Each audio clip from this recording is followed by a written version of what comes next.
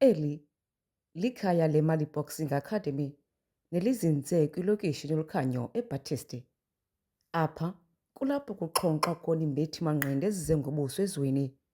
Kwiminyaka nje ingaphantsi kwemithathu sisekiwe esi sikolo samanqindi, sele sivelise intshatsheli yoMzantsi Afrika kwinqanaba leCadets uSinothando Pere Mapaphu oneminyaka eli-13 ubudala, nothe wabuya nembasa yegolide kukhuphiswano lweembethi-manqindi kuzwelonke eMntla-Ntshona.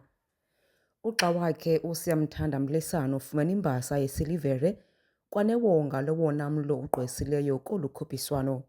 Lo gama omnye wezimbethi-manqindi ebuye nembasa yebronze. Ndafumana usilver wamedal, ndafumana itrophy ye-best bout. Kwi-division yam ndiphume unumber 2 kubo bonke abantu. Ke ndivuye kakhulu ke, nangoku bendikhala ugqoka kwamkhulu wathi ukuthi mandiqine.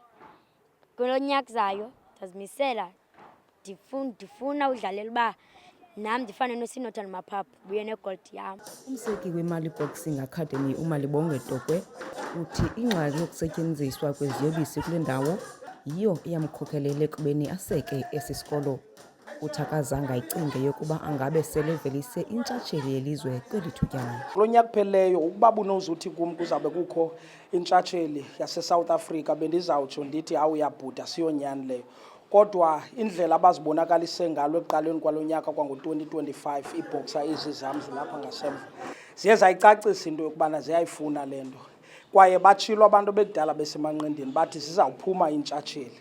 Umsebenzi yeyona nto ndiyigxininisayo. Kusasa kuyavukwa phantsi, kuyabalekwa nebhoksa. Emveni kwemini uyahlala nabantwana ubatreyinisa. Inkxaso yomzali iba yeyona nkuthazo ebadlalini, kwaye abazali beembethi-manqindi zeMali Boxing Academy bathe gqolo ukuxhasa abantwana babo.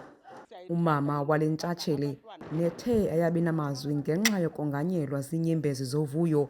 Uthi le academy lithemba labo kule ngingqi. Siyayithanda into yokubana abantwana babe nendawo yozimela ngoba zinintsi into ezenzekayo.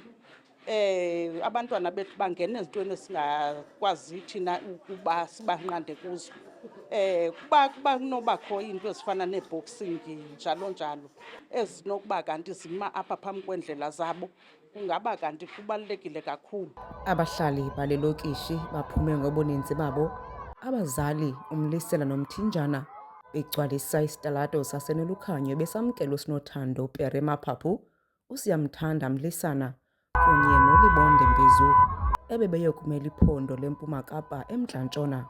Uchulumanco belubhalwe ebusweni, kuculwa amagwijo, ingamayeyeye zigalelekile iimbethi-manqindi zodumo zaseBaptist.